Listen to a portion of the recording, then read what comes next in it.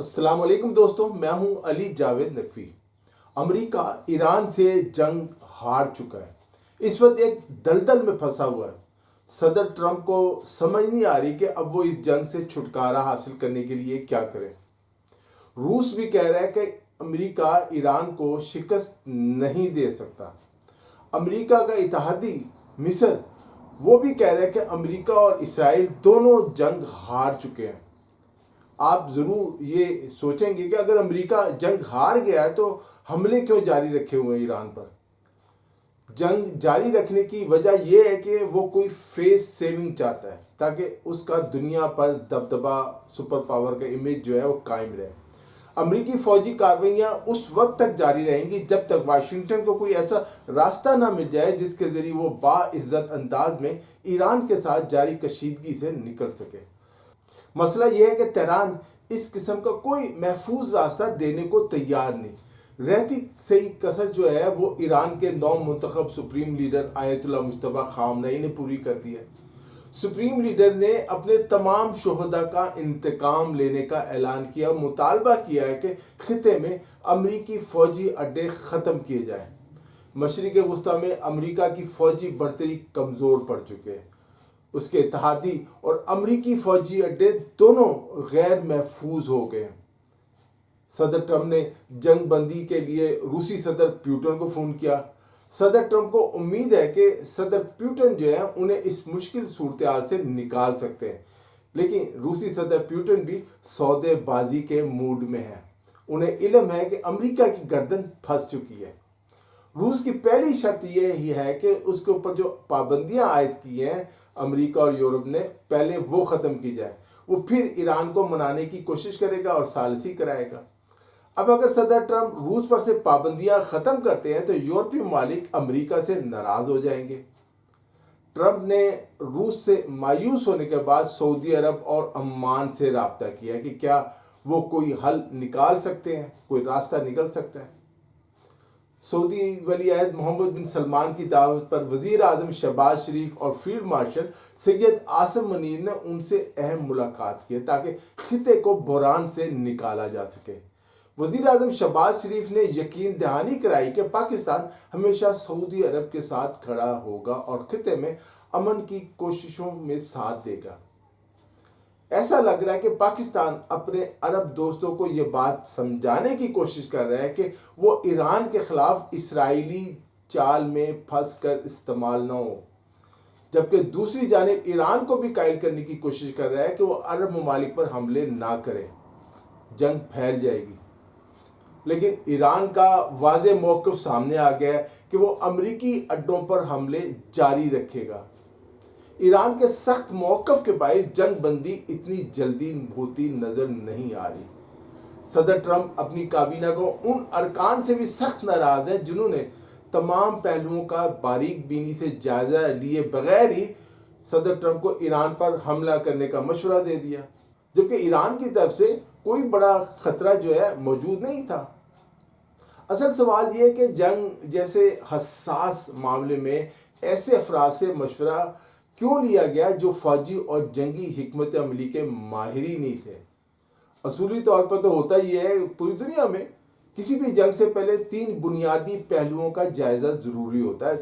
اس میں آپ دشمن کی صلاحیت دیکھتے ہیں، اس کے ارادے دیکھتے ہیں، جنگی میدان کی مکمل سوجھ بوجھ ہونی چاہیے، سمجھ ہونی چاہیے، اور دشمن کے جو بین الاقوامی حامی ہیں اور سپورٹ جو مل سکتی ہے اس کا اندازہ بھی ہونا چاہیے۔ آج کی کثیر قطبی دنیا میں یہ آخری پہلو اور بھی بہت زیادہ اہم ہو چکا ہے۔ امریکہ کو یہ اندازہ ہی نہیں تھا کہ روس اور چین ایران کی خفیہ مدد کر سکتے ہیں۔ یہ بھی کہا جا رہا ہے کہ امریکی قومی سلامتی کونسل اس وقت پہلے جیسی فعال نہیں رہی۔ ماضی میں اس ادارے میں سینکڑوں ماہرین کام کرتے تھے، مگر اب اس کا ڈھانچہ محدود کر کے صرف ایک علامتی سی حیثیت اس کی برقرار ہے۔ نتیجہ یہ ہوا کہ جنگی فیصلوں میں امریکہ کے وہ گہرائی اور حکمت عملی نظر نہیں آتی جو ہونی چاہیے بحیثیت سپر پاور، جیسے وہ کہتا ہے۔ امریکہ نے ایرانی رجیم کی تبدیلی کو بچوں کا کھیل سمجھ لیا تھا، لیکن یہ اب امریکہ کو ناممکن نظر آ رہا ہے۔ ایران نے جنگ سے پہلے ہی اپنے عسکری ڈھانچوں کو ڈی سینٹرلائز یا کہہ لیں کہ خود مختار بنا لیا تھا تاکہ کسی ایک مرکز یا شخص کو نشانہ بنانے سے نظام مفلوج نہ ہو. اور آپ نے دیکھا کہ نظام مفلوج نہیں ہوا آیت اللہ خامنہ کی شہادت کے بعد بھی. یہ اسٹرکچر ایسا ہے کہ ایران کے آخری سپاہی اور آخری گولی تک جنگ جاری رہے گی. ایران کسی قیمت پر ہتھیار نہیں ڈالے گا. امریکہ کے غلط اندازوں اسرائیل کی جھوٹی رپورٹوں نے امریکہ کو مروا دی. دوسری جانب امریکی قیادت بار بار یہ دعویٰ کرتی رہی کہ ایرانی بحریہ ختم کر دی، فضائیہ ختم کر دی، میزائل نظام ان کا ختم کر دیا، تباہ کر دیا. لیکن عملی طور پر یہ صرف پروپیگنڈا ثابت ہوا. ایرانی میزائل مسلسل اپنے اہداف کو نشانہ بنا رہے ہیں. آبنائے ہرمز پر ایرانی بحریہ کا مکمل کنٹرول ہے. ہزاروں، ایک دو نہیں، ہزاروں تیل بردار جہاز اس گزرگاہ کے قریب رکے ہوئے ہیں کیونکہ انہیں وہاں سے گزرنے میں اجازت بھی نہیں ہے اور خطرہ بھی ہے. اس رکاوٹ کے باعث تیل، گیس، خوراک اور صنعتی اشیاء کی عالمی قیمتوں میں اضافہ ہو گیا. پٹرول مسلسل بڑھ رہا ہے، امریکہ کی کوششوں کے باوجود بڑھ رہا ہے. ایران کی جانب سے یہ بھی کہا گیا کہ اگر صورتحال یہی رہی تو تیل کی قیمت $200 فی بیرل تک پہنچ سکتی ہے. اس وقت $110 ہو چکی ہے. یہ سوال بھی اٹھایا جا رہا ہے کہ امریکی بحری بیڑوں اور اتحادی قوتوں کی موجودگی کے باوجود ایران اس تنگ آبی گزرگاہ پر اتنا اثر و رسوخ کیسے قائم کر سکا ہے. اس کی ایک بڑی وجہ وہ دفاعی نظام ہے جسے ایران نے برسوں میں تیار کیا.